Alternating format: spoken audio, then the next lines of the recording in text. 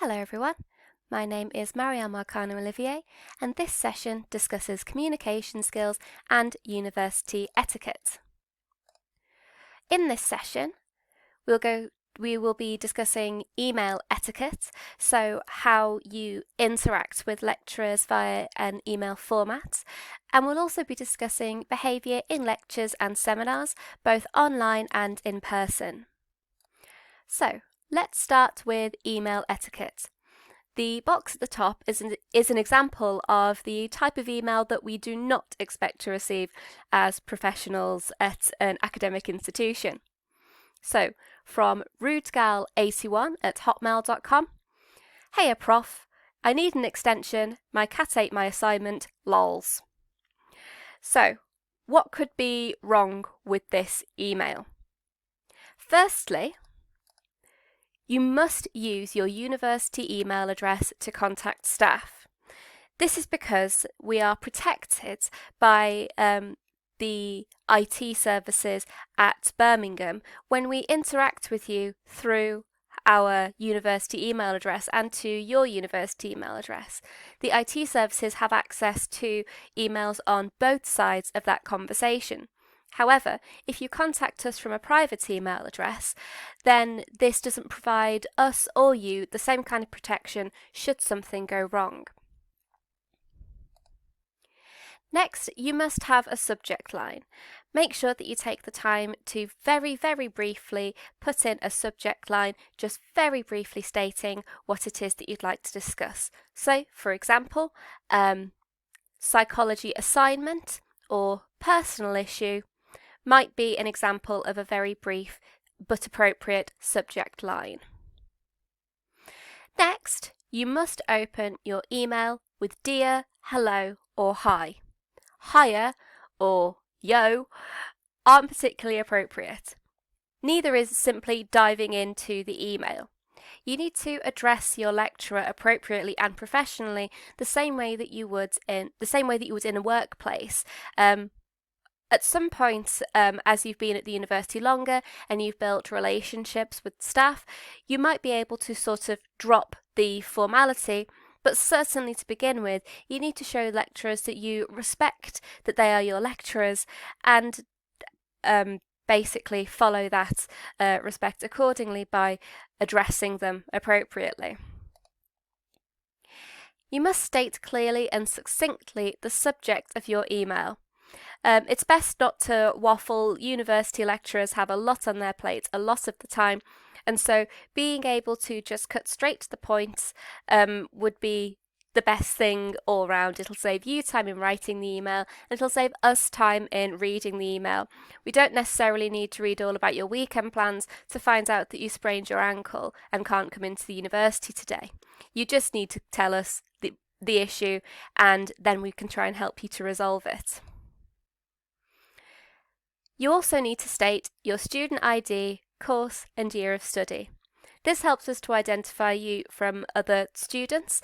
There might be multiple students with the same name, or certainly very early on in the year, very early on in a module, we might not know a lot of the students in our modules, and even towards the end of the year or towards the end of a module, some modules are so huge with nearly 400 students in that we simply won't be able to know each individual student. So giving us other identifiers will help us to look you up in the system and know who we're talking to. Make sure that you sign off your email with something like best wishes, kind regards, or thank you, and then your name. It's just polite to start an email with dear and sign it off with best wishes. So, now that we've covered one type of online interaction, let's move on to behaviour in lectures and seminars online. So when engaging with online teaching materials, you need to ensure that you're respectful to the lecturer as well as to other students. Now, this can be very different depending on the format of the lecture. For example, the way that you behave in a live lecture will be a lot more important than the way that you behave in a pre-recorded lecture where no one can hear or see you, and you might be watching a lecture on YouTube, for example. In live lectures, we anticipate that students will hopefully attend on time, that they'll log in on time. But if you do arrive late, make sure that your microphone is switched off and your video is switched off, so that you don't enter the lecture or enter the seminar and then just interrupt whoever happens to be talking. If you have a question, make sure that you use the hand raise function if you're using Microsoft Teams, or perhaps the chat function and just type "I have a question," and the lecturer will call on you to ask you what your question is. Also make sure, just in general, to have your video and microphone turned off unless the lecturer says otherwise. This is important because it will help people when they have slow internet if they don't have a lot of incoming interactive video. And it also helps to reduce the feedback, the audio feedback, so that people can hear the lecture properly without hearing your mum walking around in the background or you eating a packet of crisps, for example. Remember that the lecturers can see when you're using the chat function, so make sure that your interactions are appropriate. Now, this means no swearing, try not to use any slang that might be considered disrespectful or inappropriate, and make sure that the way that you talk to other students is respectful, as I said at the beginning of this slide. Ensure that if someone asks a question, that you respectfully listen to the answer with them. Don't necessarily, if you don't find the question that interesting, don't start talking, don't start typing. It can be quite distracting for the lecturer and the student. So that covers our live lecture etiquette. And now let's move on to pre-recorded lectures. Now, the etiquette for pre-recorded lectures is pretty simple. Just make sure that you watch the lecture in time for when your lecturer has set you to watch that lecture. Now, your lecturer might have set you post-lecture activities that need to be done by a certain time, and so of course you need to have watched that lecture in the meantime. So the etiquette for pre-recorded lectures is basically just to make sure that you watch it in an appropriate amount of time. And please don't contact lecturers asking questions about a lecture if you've not actually watched the lecture. It's not the lecturer's job to summarise a lecture if you can't be bothered to watch it.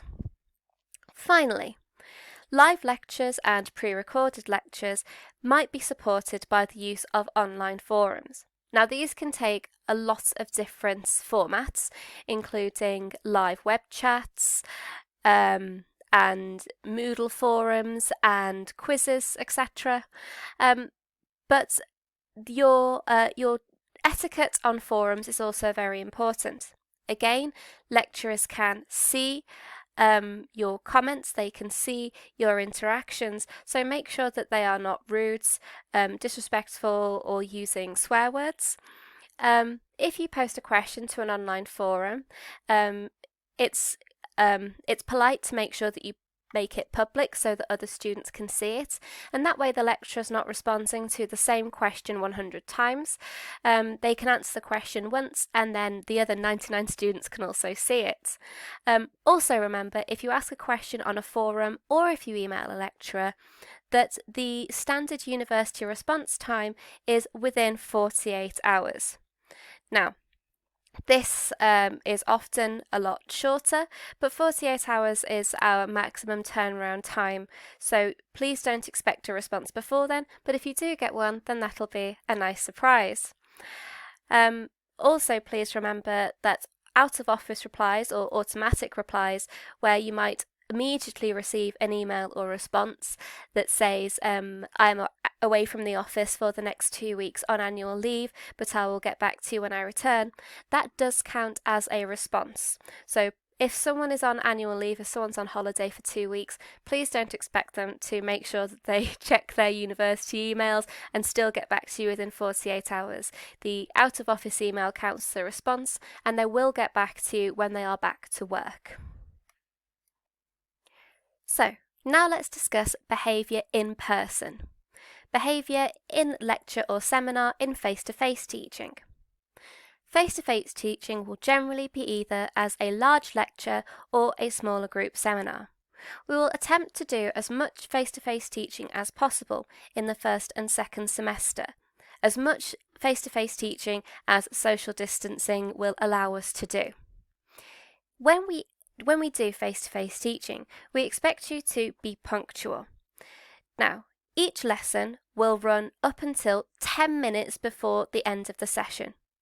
This will allow you to move from one classroom to another if you have one class directly after another. This means that you shouldn't be late to your next session because you should have been given 10 minutes to move between your classrooms. This is enough time to get from one classroom to the other, and if you need to nip to the loo quickly on the way. So therefore, there isn't really an excuse for not being punctual. If you do happen to be late to a lesson for a reason that you can't control, then please knock on the door and wait politely for the lecturer to usher you in. Do not talk once you're in the class. Your lecturer will give you appropriate breaks throughout the session. If your session is an hour long, it's likely that you will have time for discussion on your tables or in pairs. If your session is a long lecture and it's 2 or 3 hours long, then you will have a 10-minute break for each hour. This means that you shouldn't really be speaking in class unless your lecturer has instructed you to discuss in pairs or with your table, for example. In addition to not talking to the people who are physically there with you, we also expect you to not play on your phone. Now, there might be times when your lecturers are happy for you to use your phone. Perhaps you might be in a seminar and they ask you to look up some information or present some information back to the class, in which case using a smartphone might be the perfect way to do that. However, if your lecturer is stood at the front of the class and they're talking and they're expecting you to be listening and understanding and engaging with the class, then we do not expect you to be looking at your phones, and we will ask you to put them away if we think you're becoming distracted.